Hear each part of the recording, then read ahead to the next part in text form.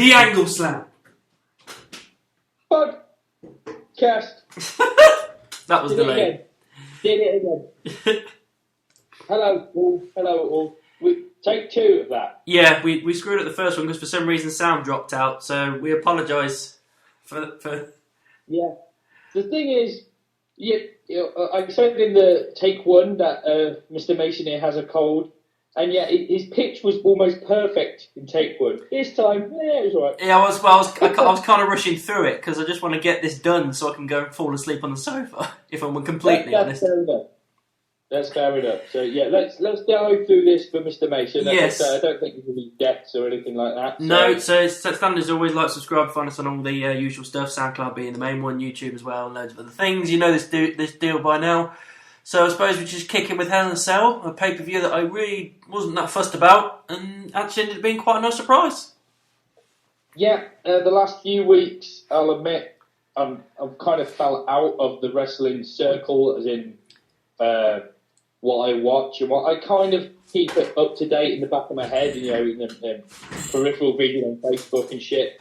But I was kind of going into Hell in a Cell with the same kind of, we'll see what happens. But I enjoyed it for what it was. Yeah.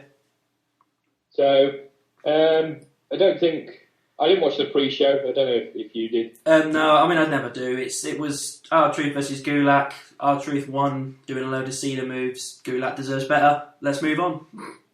So yeah, I didn't know that happened. I mean, I was tempted to watch it. The pre-show was at 10 our time this time, but I was just like... Oh, he's frozen again. It's not going very well today. He's completely frozen now. Yeah. No, hold on. I can hear noises. Yeah. Sorry about that. We had a little bit of trouble there again with sound. So carry on. Yeah. The Gulak Truth thing, I didn't even know it happened. So I was just like, yeah, but whatever. Not interested. Tempted to watch the pre-show, but because it started at 10 our time, but thought fuck it. So, but we were saying earlier, 3 Hell in a Cell matches in one show is overkill. I'm still going to stick with it being overkill. Yeah. 1, fair enough. 2, okay. 3, it's like, come on, you're like really pandering here, really clutching straws. However, they did it. They booked in all 3 of them right. Yeah, I would say that if these 3 Hell in a Cell matches were the only Hell in a Cell match on the pay-per-view, they would have been even better than they were, and they were all really, really good. It's just the only problem is, especially with the main event, is that it was a little bit kind of. I'd seen 2 Hell in a Cell matches by that point. It was still a great match. It's just I thought to myself, what else can I see tonight, really? See, I genuinely thought... I got angry with Vince before anything had even happened, because it was just that I know the way he thinks. And before I watched the show, I thought, I just thought he'll probably end with Roman Reigns Uso again. But I wanted that. I wanted that to be the ender. Given what had happened in that match, I thought this is definitely the main event. 100%. Yeah. Saying that, even Bayley and Sasha was a main event. Yeah, now that I know what happened, I agree it should have been main event. But beforehand, I was thinking, for fuck's sake, I don't think Drew's headlined the pay-per-view since he's become WWE champion. Yeah. Obviously, this time he did, and I was happy for him. But in hindsight, it's like, you know what, Roman J probably should have been on last. Yeah, it definitely was that way. Don't get me wrong, it was a good main event. It was just that it was the weakest of the 3. Yes, I agree. But yeah, so they open with Roman versus Jay. Yeah, which again, I was quite shocked that it did generally open, because I didn't know whether they would. I didn't know where they go with it, and yeah, it wasn't necessarily a wrestling match, but fuck me, what a story! What a story! Yeah, exactly. This was what I sometimes expect from Hell in a Cell, which I shouldn't, knowing that the climate we're in and the rating of it. When I hear Hell in a Cell, I expect violence and a lot of extreme action. Now, there was part violence, there was some extreme elements. I mean, the whips with that leather strap, holy shit. Yeah, they were good. I could feel them. But what I loved about it, due to the storytelling it was brutal. Yeah. So there's your Hell in a Cell element. It was a brutal match, and it felt like a genuine fight, but almost a fight where you can feel the emotion, but you can feel almost a sense of holding back because of the whole family aspect of it. Yeah, it's just like the whole time, like Reigns is talking, like you're forcing me to do this. I don't want to do this, but you're forcing me, and it played really well into his character through the story. Even the drive-by with the steps was a lovely moment as well. I thought that was great, and even down to the acting at the end with Jimmy coming in and going over him again, and then Reigns full on crying. Like, really emotional. I don't know who I am anymore. I don't know what I want, and blah, blah, blah. I don't know who I am, and all this kind of shit. And it's basically, it ties into the, like, he doesn't want to do this, he doesn't want to be this, but he's making, blah, blah, blah. And then just totally sucking him in and got Jimmy put in a submission move for Jay to say, I quit for his brother. And I thought that was perfectly told, because it doesn't make Jay look bad, it doesn't make Jimmy look bad, it makes Reigns look like the absolute diabolical heel that he... This match was the final nail in the coffin for his full 100% heel turn, because he just shrugged off the entire emotion that he had right there and then once the match was over, and then just stood tall and walked away. Yeah, bit of technical issues there again, but I think we're cool. Yeah, you've frozen, but you're talking fine, so carry on. Yeah. I will move around my maison to try and find better signal. But but basically, I did think going in, the only way Jay will quit is if Roman holds his brother hostage, because I just didn't see it going any other way. Excuse me while I sit in the dark. So... yeah, it was one of them as well where everyone who got involved, obviously referees came down and agents and all that. Everyone who got involved played their part perfectly. Yeah, even down to Heyman outside the ring, just like the emotion that he was going through. He's even a little bit kind of looking at Reigns and saying, "Oh God, I don't know, is he going too far here?" Yeah, and that's saying something for the advocate of Brock Lesnar. You know, considering everything Brock's done, it's that kind of thing. I mean, to be fair, as much as they still annoy me, the commentators for all the commentators that night didn't actually do a bad job, as in selling what matches were happening and what was going on. And the fact they kept saying, like, what kind of man stoops that low to, like, just fuck over his entire family so he can be the head of it. Yeah, I also there was a nice little bit I liked as well that. Once he was done and he'd won the match and he was standing over them, he just wiped his tear away and wiped it on his chest as if the whole thing meant nothing to him. And I loved that. It was also right before he left, I think they even mentioned it with the look in his eyes. The most unsincere I love you was just like, what has become of it? And I love what's going on with Roman right now, which is, I never thought I'd say that, but it's because... it's kind of the it thing to cheer the heels, kind of thing, like Kevin Owens and all that kind of stuff. But Roman's now created that line of, like, he's the guy you love to boo. Yeah, and in such a great way. Yeah, so it's like, the fans that know what's going on will be like, we get what's going your character, we get it to just all, a work and stuff. You're still the lovely Joe family man behind the scenes.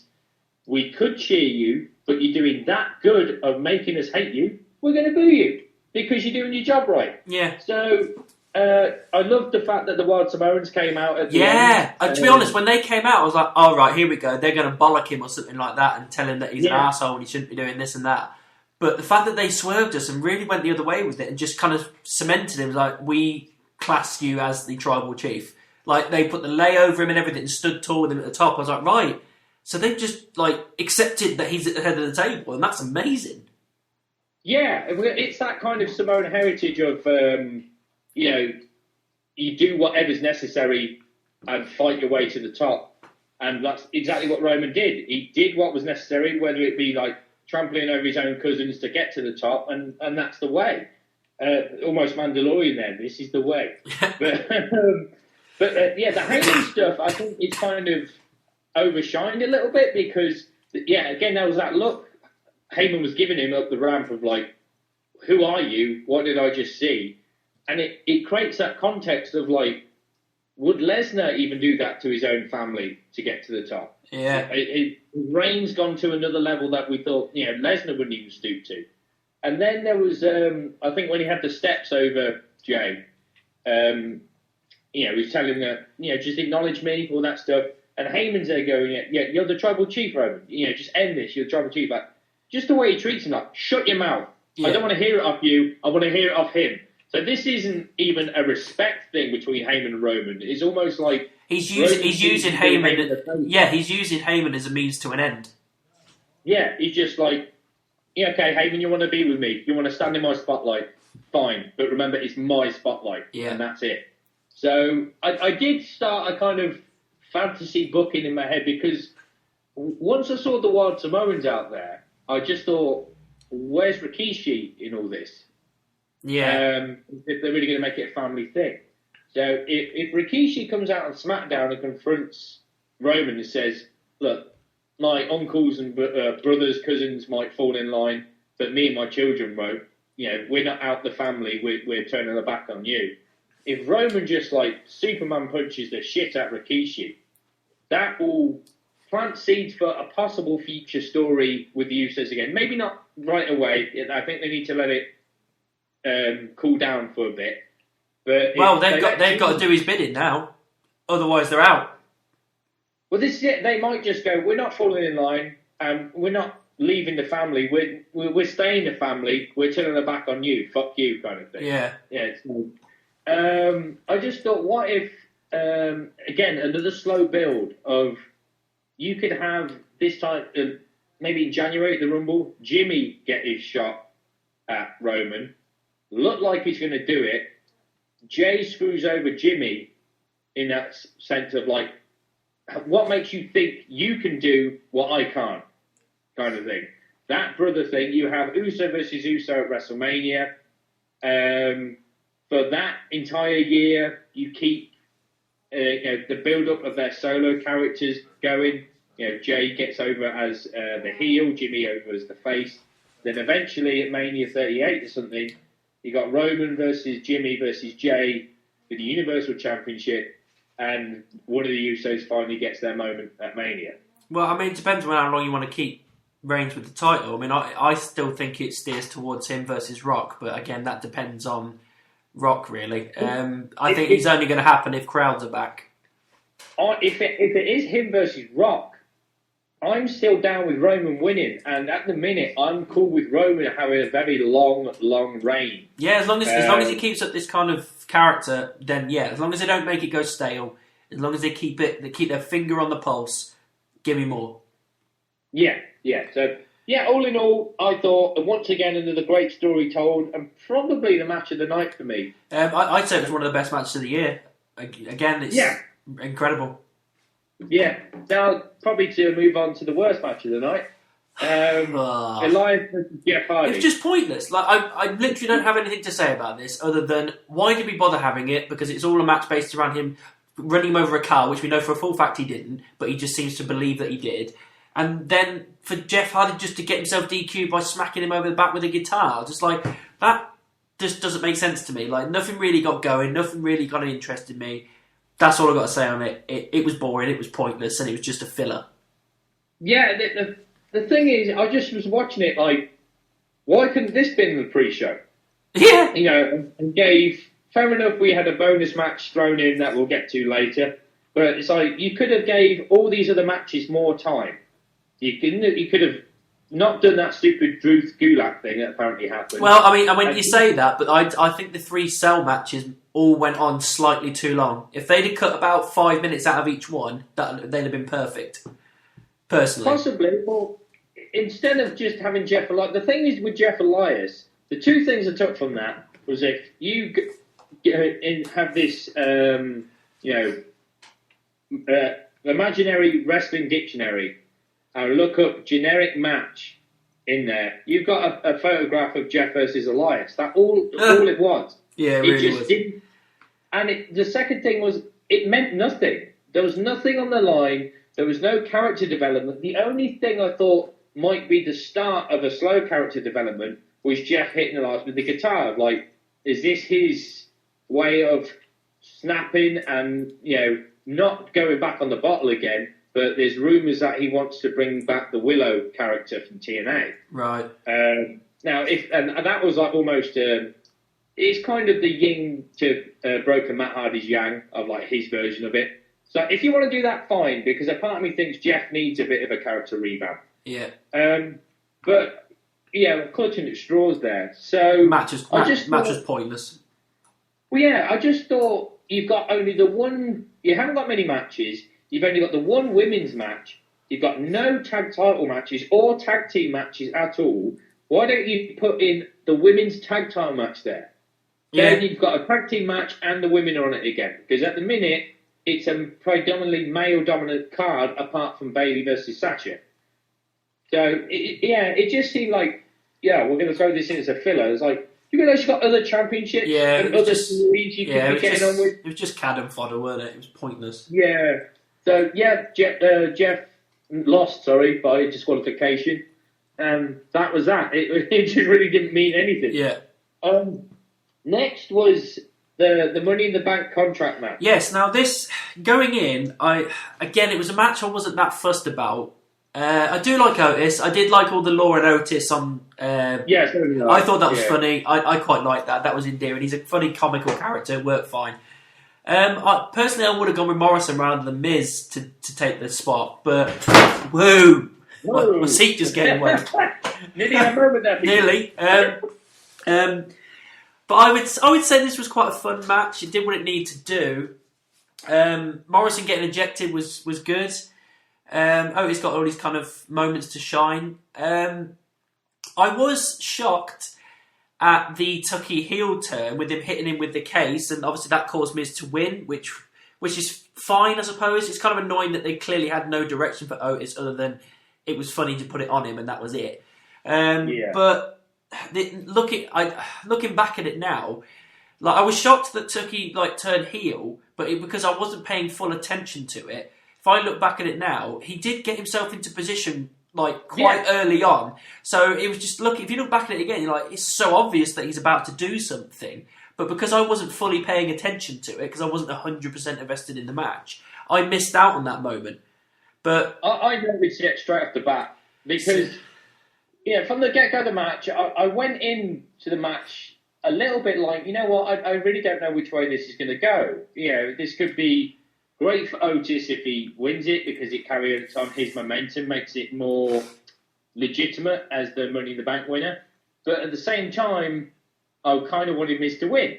So, the match was exactly what I think it should have been and needed to be.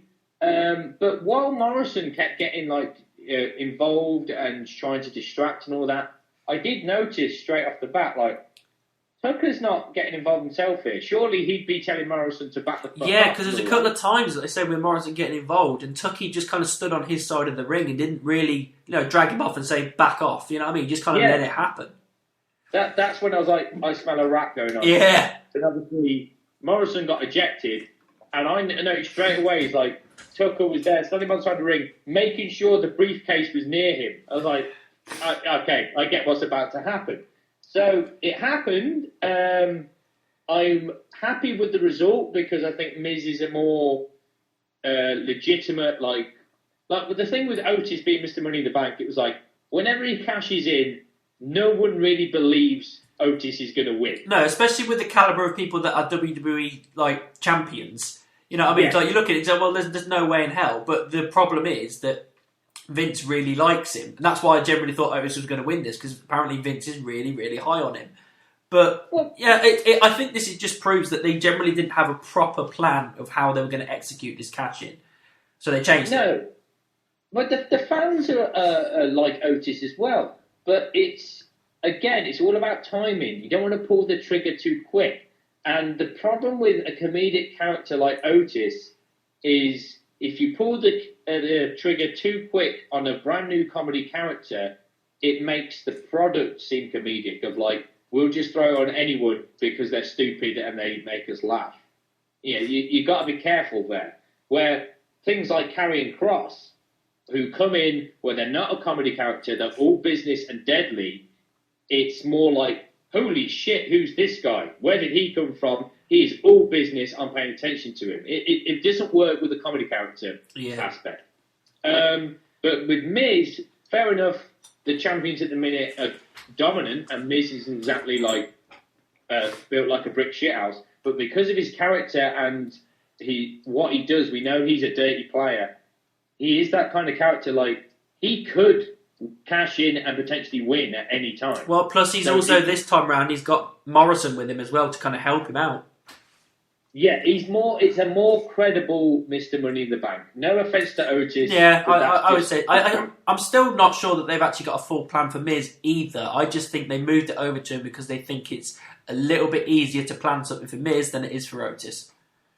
But he's also trying to keep the fans invested during these times, because it is difficult. Yeah. When, fair enough, there's on one side it's like, well, there's nothing else for them to do. They're probably going to be watching wrestling.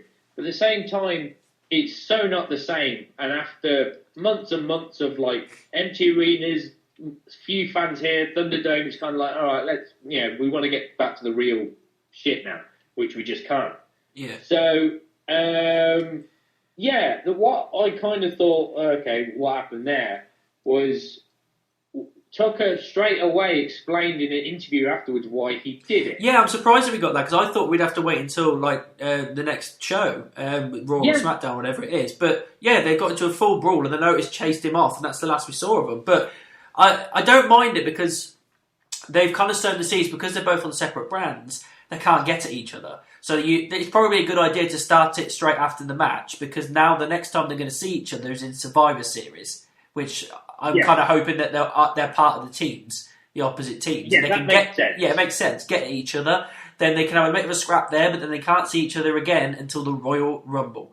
And then they can eliminate each other, and then they can build up towards a match at Mania, if that makes sense. If they're able to push it correctly, they could do that. Yeah, I don't particularly mind it, and again, this is not a knock to them, but it might be because of their caliber characters right now. But surely you'd still wait for whatever it is, the next Raw, next SmackDown, whatever Tucker's on, halfway through the show, like, next up, we're going to hear an explanation from him. Say what he did. The fans are booing, or the Thunderdome's booing, or hanging on every word because they want to know what happened. And then he can mouth off going, well, and now Otis can't touch me because I'm on another show. That's when you go, well, actually, you're on the Survivor Series team and so is he.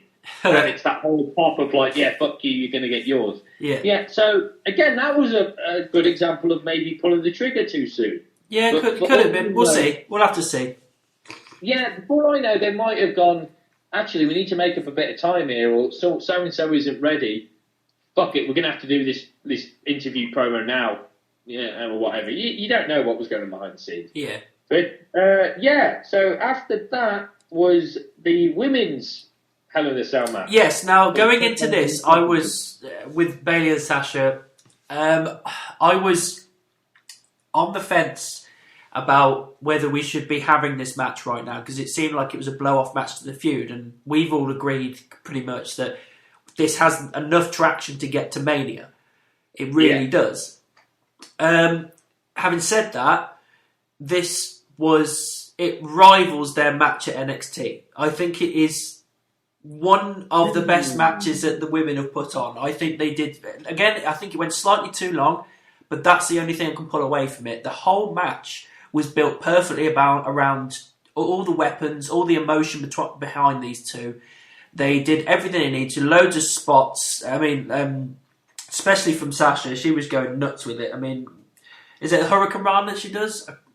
Or Meteora? Meteora. She did the Meteora like 3 or 4 times at least. Bayley using heel tactics with weapons and that. It was all great. It seemed a bit silly that she was wanted to use the chair that got kicked out at the start, even though there was loads of chairs underneath the thing. But still, it played a part near the end as well, with Sasha putting her in the bank statement in the chair to get the tap. I don't mind Sasha taking the title, because the match was so good and so emotionally raw that it made sense. It was absolutely fine. But I wouldn't have been against Bayley retaining either. It really just depends on what they do going forward. And is this the end of the feud, or is this going to be just a part of it where Maybe Sasha will lose it on her first defence against Bayley, and then they have to move it up to Mania. I don't know, but if they decide to kind of can it, and this is like the end of the feud, and this is over, I really cannot grumble with that result. That was a hell of a Hell in a Cell match. These guys did amazing jobs. It was emotional. It was full of great stories, loads of spots, and I'm happy with the way things turned out. I can't really grumble with it. No, I've got nothing bad to say about it. I think I'd still rank that NXT match above this. I think it is. Yeah, I think it is above it, but I'm saying it's in the same area. Like I'm saying, it's that good of a match. It's in the same area. I wouldn't say it beats it, but it's up there. Yeah, it's also. I know there's only been 3, maybe 4 women's Hell in a Cell matches, but it probably has been the best one. Yeah, from the women. Yeah, 100%. Because this is what I was kind of thinking with Drew J when I was talking about the extremeness and the violence and stuff. It was like, this is a great match. You're telling a great story, which is the whole point of this, but you're not really utilising the cell. You know, a lot of the Roman J thing was like, you could have done a lot of this in any type of match. Yeah. But Hell in a Cell is such a special match. Use it. And the women did. Yeah, they went for it. So, I mean, there was a couple of spots where it's kind of like, I don't know why, but after like the 4th or 5th Meteora, I was kind of like, okay, we get it. You could do that move. Maybe pull something outside the arsenal here. There was the whole thing with Bayley trying to wrap the kendo sticks together. Oh yeah, she couldn't do it. Like there was a plan to kind of use that, and you could even hear her shouting at the ref. It's like, "Are you going to help me?" He goes, "No, I'm not going to help you." Yeah. But I think at one point she even said as well, I might have to go back, but I heard this from one of the other podcasts, that she also said to the ref, "I can't do it, my hands are too sweaty." Because she's so sweaty for the match, she couldn't pull the... Like, how hard is it, WWE, if you knew she was going to use that, do what Monica does in Friends and fold a fucking tab down ready for the bitch? Come on. You know what I mean? How hard's that? Even when she got it going, it was kind of like what she really intended. Because at first I thought... It just sagged in the middle, didn't it? It was just... She even looked at Michael Cole as if to say, well, fuck it, I'm not doing this. Yeah, I think she even said it because at first I thought, was she going for some kind of Darth Maul-esque double-bladed cane here? Is she going to go to town with it like a staff? There's like, okay, she's putting it between the cell and the ring, and it just kind of crumbled like this shitty bridge. And I think she even said to the commentators, like, screw it, moving on. Yeah. Because they never went back to it. They never even attempted to use it again. I'm pretty sure she must have gone up to Sasha and quietly went, it didn't work, forget it. Yeah, I think she must have gone, just hit with the fire extinguisher, let's get on with it. Yeah. But, I mean, again, maybe not a lot, but again, there's still a lot of creativity from the women of stuff we haven't seen before. I really wanted that when Sasha threw the Singapore cane out the cell, I really wanted it to hit Michael Cole. It just narrowly missed it. Anytime that somebody can hit Michael Cole is a bonus as far as I'm concerned. Yeah, again, as soon as he said boss time, I was like, could someone just pop his head? Yeah, but he said, it's boss time because here is the boss. I was like, really? Like, so he said boss within the space of like 5 seconds, twice. Yeah. Like, I can't remember whether I mentioned it to you, but I think in the last Sullivan match that he had the other week, he called him the Freak 22 times in 7 minutes. But again, as frustrating as it is, you know who's in his ear. Yeah, exactly. His Vince just do it again, say it. Yeah, he's like, we want to get it over. Say freak. Like, honestly, we get it. Michael Cole needs to fucking take his balls out of Vince's purse and actually say to him, no, I'm not saying it again. But the best way for things to get over is organically. And what gets over is what the fans choose to get over. You can't brainwash them into doing it by getting a commentator to say something 350 times or going, case in point a few years ago, here's Roman Reigns. He's your man. He's going to be your champ. Cheer him. No, we'll tell you when we'll cheer him. Yeah. And right now, you're telling us to boo him, but we want to boo him. So we're going to boo him. Yeah. So fuck you. But there's not really much more to add to the women's Hell in a Cell match other than it was very good. It was great. But the fact that Sasha... I thought that Bayley might have done it. But the fact that Sasha won makes me think, okay, maybe this rivalry has come to an end. But if it was the end of the rivalry, with the way they built it up, I thought maybe it should have headlined the pay-per-view. Yeah, again, I'll be honest, any of the Hell in a Cell matches were perfectly capable and perfectly fine for headlining a pay-per-view. It's just, personally, I would have picked one of the first two. Yeah. So, we got Sasha as the new Smackdown Women's Champion. Following match was the surprise one out of nowhere where Bobby Lashley challenged someone for Retribution. Honestly, this entire pay-per-view was the definition of a peak and a trough. It was just high, low, high, low, high. Right, the thing is with this, what interests me is the Women's Championship match ended, and I couldn't help myself. I had to check how long was left. And I thought, holy shit, there's an hour left. It's still got Drew, Randy Orton. Are they going to go a full hour in the cell? That would be fucking awesome. But they're like, no, this is going to happen. It's like, oh, okay. Now, I've got a pro and a con from this. The pro thing, despite the ridiculousness of the name Slapjack, stupid mask, and all that stuff, for what it was, if you take away those layers of characters and stables and the way the story's gone, the match wasn't actually too bad. It was very energetic. It was this crazy Slapjack persona of they kept calling him unhinged, the very kind of Dean Ambrose-esque character of just going mental and Lashley overpowering him with his strength and dominance. So the match itself wasn't bad.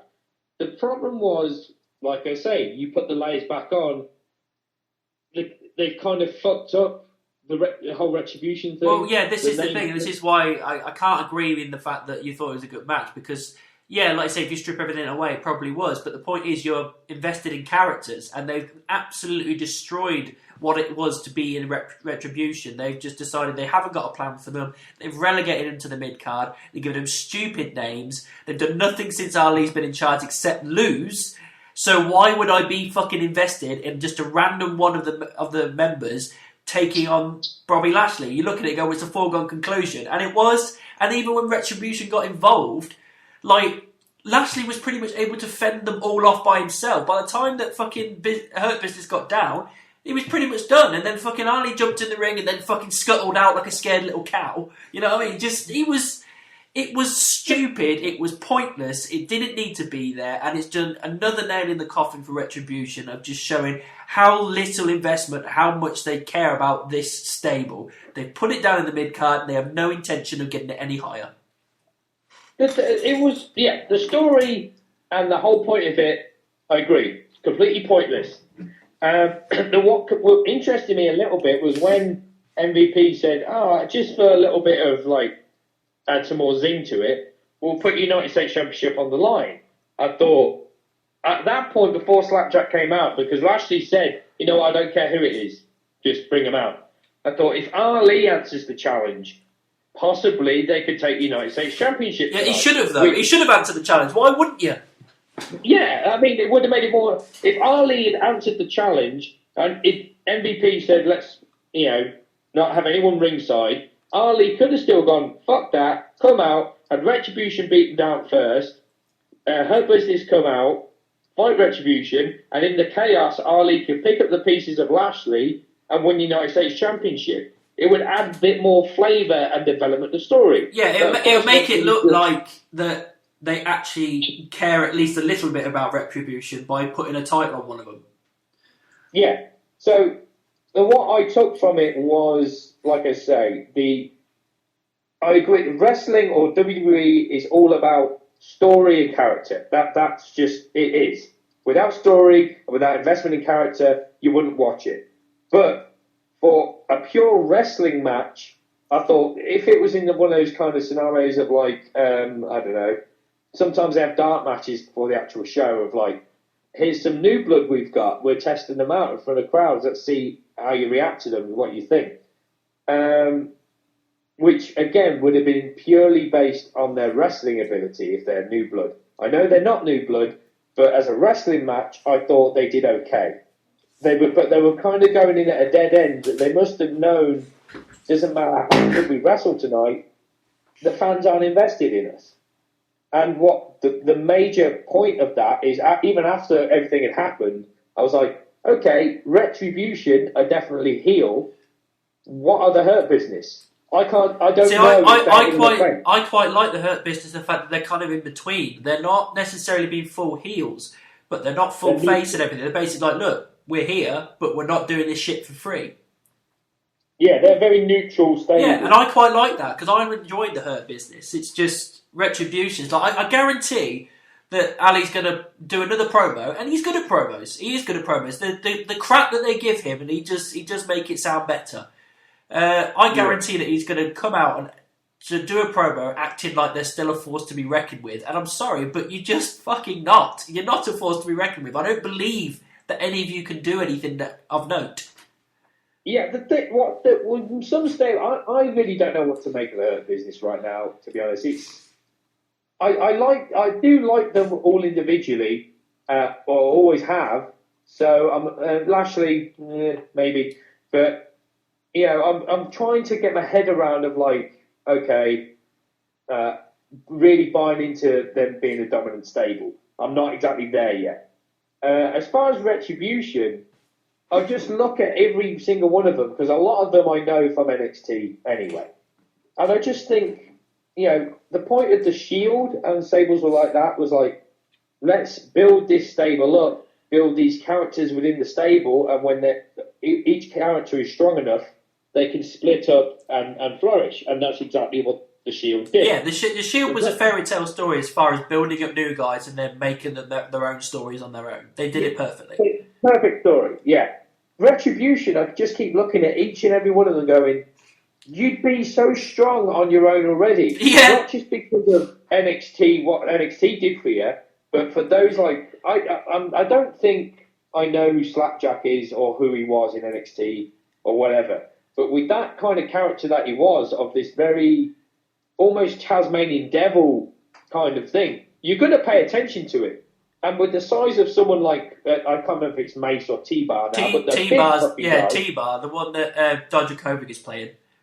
Yeah, but even the other guy with the dreadlocks, they're both big guys. Yeah. You're going to pay attention to them. And then none of them, again, going back to the wrestling dynamic, no one in Retribution is a bad wrestler. No, it's just they've been booked. It's just been booked terribly. Yeah, it's a bad booking thing. It's that whole Shorty G thing. Yeah. Which, thankfully, they're getting rid of. Thank God. Yeah, they got rid of. They go back to Gable. Thank the Lord. Yeah. So they're trying to make the best of a bad situation, and unfortunately, it isn't their fault. No, it's not Retribution's fault. It's definitely the writers and Vince, 100%. Like, they're all really good. It's just, unfortunately, they've been given a shit hand. Yeah, so I suppose they just thought, we're lucky to be on a pay-per-view here, so it's just... Yeah. So, yeah, that was that. Lashley's still US champion. The main event time, which I annoyed myself because I accidentally ruined the end for me earlier in the day. Oh, mate. Yeah, I'd have been avoiding Facebook all day. Yeah, so had I. I thought I saw one thing and I just skipped by it before I got a chance to even have it register. Yeah, I was telling myself everything, but you know, sometimes you're at your desk, you automatically go, what's going on? And it took so long for me to register. Without giving it away straight away, I saw Orton at the end, a picture of him.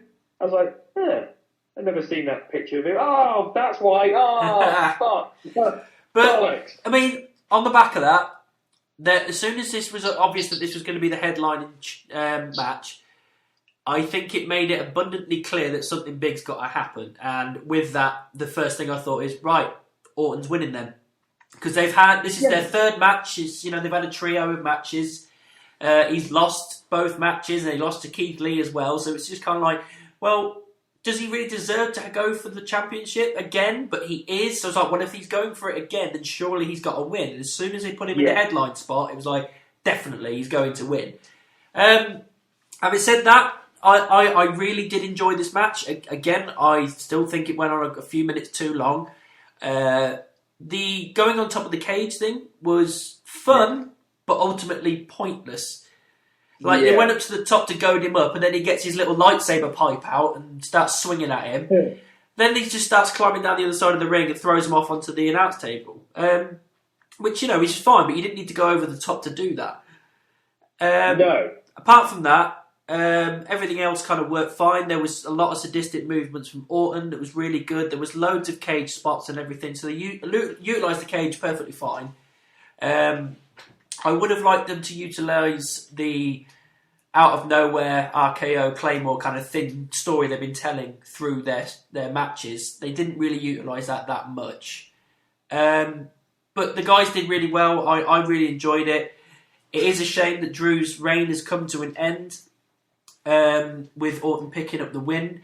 The only thing I would say is that I know he fell off the cell, and then he got him in the ring and everything, and there was a bit of a desperation move with the Claymore, but the fact that he lost to just one RKO, I wanted a little bit more. Like what I wanted was 2 RKOs. Considering how many times he kicked out the F5 at Mania, I wanted him to kick out of 2 RKOs, and then he couldn't kick out of the punt. That's what I wanted, because that would have been, because they've solidified Drew as this mega powerhouse. So that would have been absolutely fine with me, but it only took one to put him away. I'm fine with it. I don't mind Randy Orton being the champion because he has been on a great heel tear, although it's just on the cusp of starting to get stale, so hopefully the title will build him up again. The only thing I'm worrying about is that Vince is going to get bored and he's not going to do what we want him to do with Drew, which is making sure he gets his win back in front of crowds, because the strongest rumour they've got is that it's going to be Orton versus Edge for the championship at Mania, which doesn't need the championship in that match anyway at all.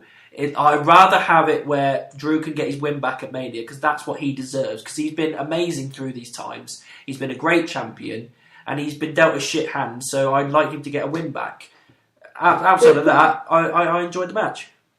Yeah, well, just quickly going on the Mania thing, the 2 rumours I've heard has been Orton Edge, but also the other rumour is Orton Drew again, but this time at Mania. Yes. And I'm thinking, well, the problem I've got with that is it's because they've done Orton Drew so many times already, it'd just be like, we really see this again? I mean, great, we do want to see Drew win the championship back, but come on. So the only way I'd be okay with it is if just combine them, do a triple threat. Yeah, I thought that. I honestly thought that. And I would like, obviously it has to be Drew pinning Orton. Edge can't take the pin, that makes no sense. But to have Drew win the whole thing in a massive cheer, and then even like a little handshake and nod of respect from Edge as he rolls out and just lets Drew have his moment, that'll be fine.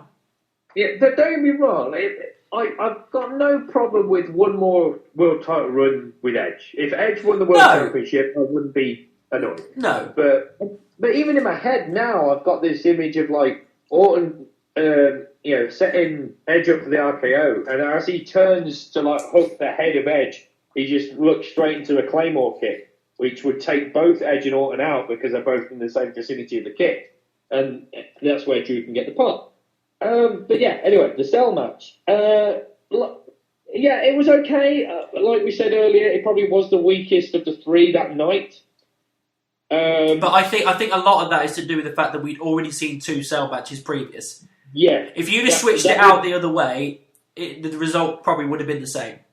See, this is the difficulty for me of not only agreeing with that point of like, yeah, we've already had 2 of these and whatnot, but I obviously wasn't as into it knowing the end result.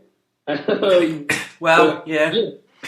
I didn't know, but I was watching it thinking, I don't know how this goes down. I just knew the winner. I didn't know if there was interference, a return, anything like that. I didn't hear about the whole Orton attacking during the entrance, even though as soon as Drew came out first, I thought, that's a bit weird. Why is that happening? Okay, there's Orton, right.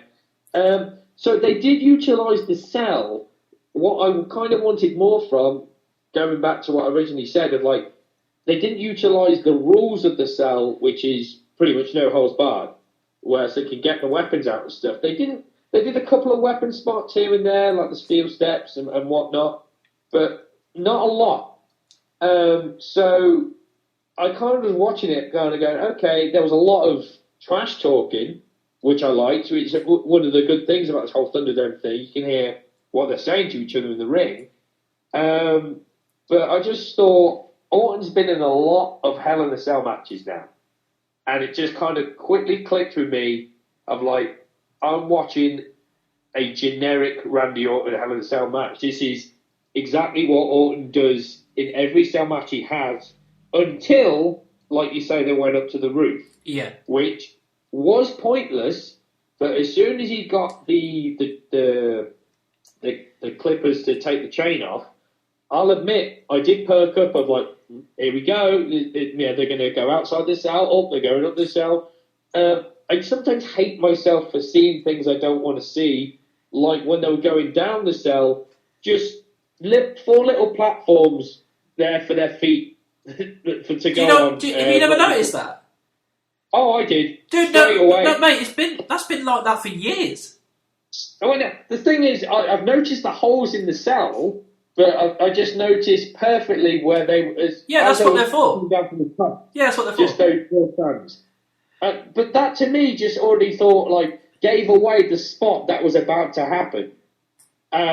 So, and I'm not taking anything away from the spot. I will say, when it first happened, the camera angle wasn't great. It was going through the cell to the other side. Yeah. I was like, surely... It was a better replay, and the replay actually showed the height Drew went from. But, yeah, so I'm not taking anything away from the spot. It's still going to hurt that kind of bump. But it still looked kind of like... Where they fell from the side of the cell is kind of the equivalent of falling from the top rope. Well, I think it was... I would say it was a little bit higher than the top rope. Maybe slightly higher, yeah. So, yeah, if I didn't know the outcome or the winner, when Drew went through the table, I would be thinking... Right, Orton's got this, but he's got to get him in the ring. But when Drew started to come back with the Claymore out of nowhere and stuff, I would have been thinking, okay, maybe Drew can somehow do this. He can be Super Drew again, do it. But then say, 1 RKO, not the greatest RKO I've ever seen. It looked a little bit crumpled. Yeah. Put Drew away. I know what you mean about maybe he should have kicked out of another one, but... Number 1, I think it's protecting the RKO still. And number 2, if you're going to make Randy Orton the new WWE champion, he's got to be champion for a reason. And the dominance of the RKO might be that reason. Okay, I mean, maybe switch it out then. Maybe punt him first, let him kick out of the punt, and then RKO him. Protect the RKO, don't worry too much about the punt. Because it's such a rarity that he used it anyway. Or, I mean, when Drew went for the backslide again, it was like, oh shit, he's going to have the sneaky one like he did at SummerSlam.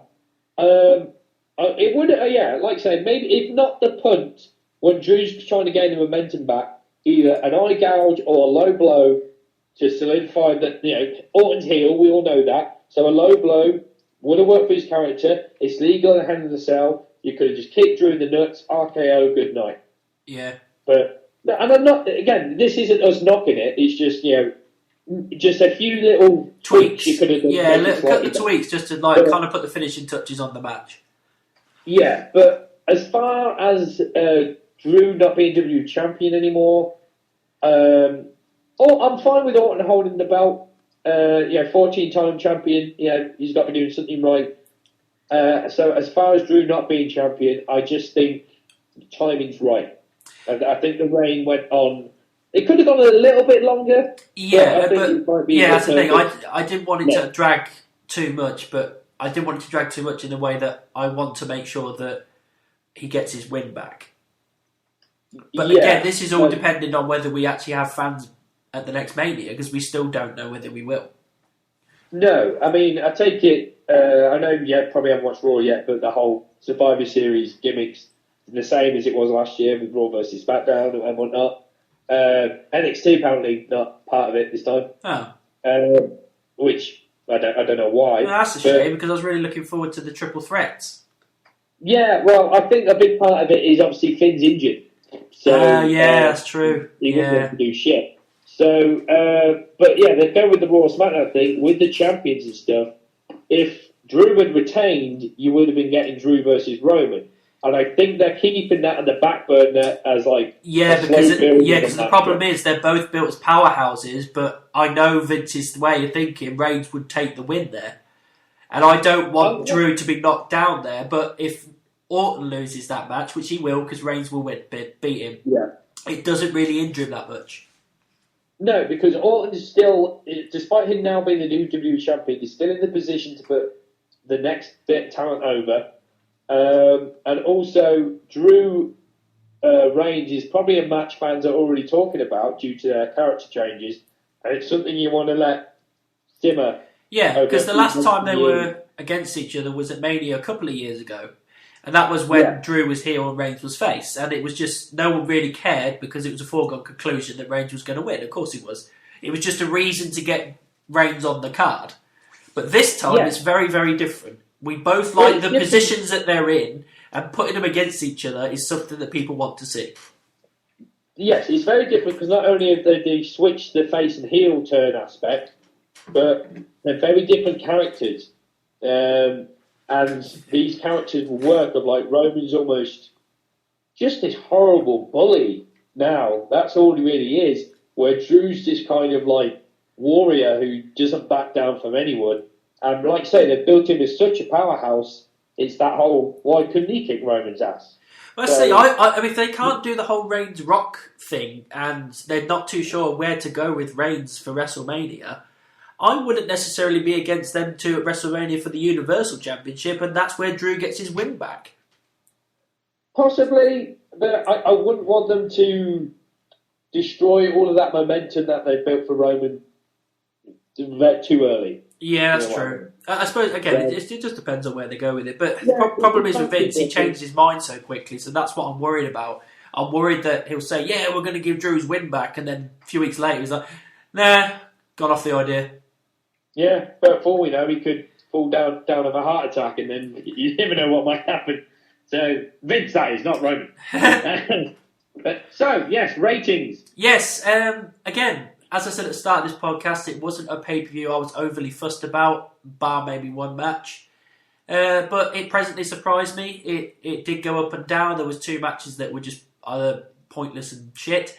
But the three Hell in a Cell matches, although they all went on a tiny bit longer than I wanted them to, they all delivered exactly what they should have delivered. Everybody did their job. Everyone was great. There was plenty of shocking moments throughout this pay-per-view, things that you weren't expecting going in. And I honestly thought it was one of the better pay-per-views of the year. It really was good. The stories that were told were really, really good. The wrestling was a lot of fun. They used, for the most part, the cell was used quite well. So I would give it an 8 out of 10. I think it was a solid show. Yeah, I'm going to give it a solid 7.5. That's not solid. That's not solid. Solid means like 7 or 8. I'm probably between 7 and 8. Okay. But because, I'll just say 7.5. Because if you look at the entire show, not including the pre-show, I'd say half of it, or just under half of it, was a little bit weak. So, like the Elias Jeff was pointless. The Retribution Lashley thing, as much as like I say, I enjoyed the wrestling, the whole story dynamic was pointless. And Otis Miz was okay, and it had the right result, but it wasn't exactly wow factor wrestling. So, and like I say, with the third Hell in a Cell match, no fault of Drew or Orton's, it was the overkill of another Cell match. Yeah. So, yeah, but all in all, like I say, I enjoyed it, so 7.5 for me. Cool. Okie dokie. Yep. So, yes, there you go. Hell in a Cell. Hell in a Cell's done and dusted. We obviously do our questions podcast at some point. I don't know when we're doing it next. It might be next week, I imagine, once my whenever we got questions. Well, yeah, once my nose is unblocked. Yes. So maybe not this week, it'll probably be next week, and then a couple of weeks after that, it's Survivor Series. I think we've only got 3 and a bit weeks to go. We've still got 4 weeks till Survivor Series. Was it 4? Yeah, so okay. Like I say, we'll have the little angle lockdown ones here and there, but it'll be almost a full month till the next pay-per-view. Yeah, so that's our review for Hell in a Cell 2020. Like, subscribe, and we'll be back either very soon. Yeah. Oh, share that shit. And then we'll be back either next week or in a few weeks. Yes. Bye all. Bye.